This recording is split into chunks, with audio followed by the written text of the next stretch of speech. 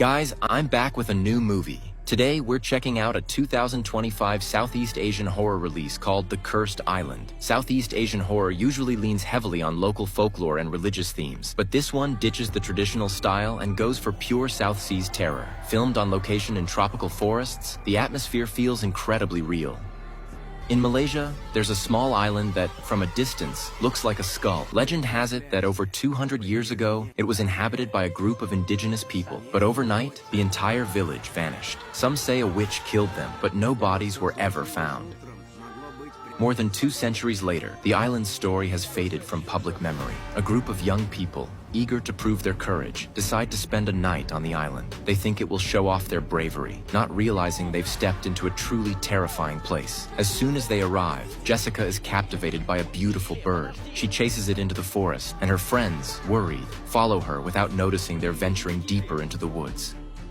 When they finally stop, they find themselves in an abandoned village. The area is filled with creepy scarecrows, and a thick rope blocks the entrance, as if warning people to stay out. The village looks sinister and foreboding, but bold Daniel isn't afraid. He tears down the rope connecting the entrance.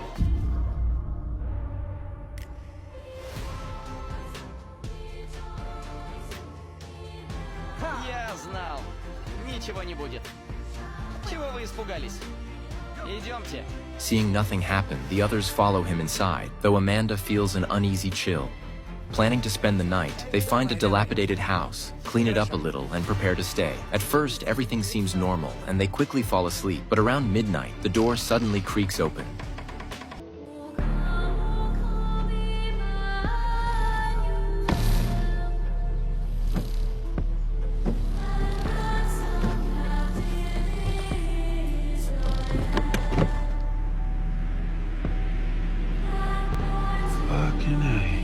Jack was driving along a forest path when suddenly, he seemed to spot something strange. With a look of shock, he got out of the car.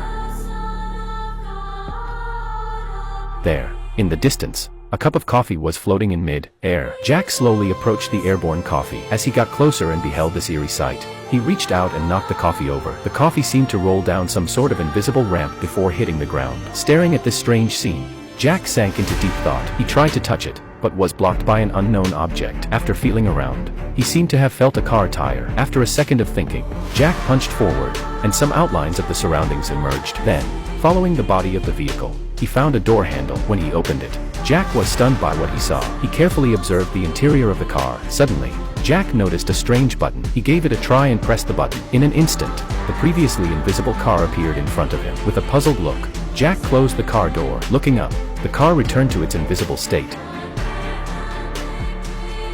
Jack was so shocked that he took off his hat. "Am I still asleep?" he wondered.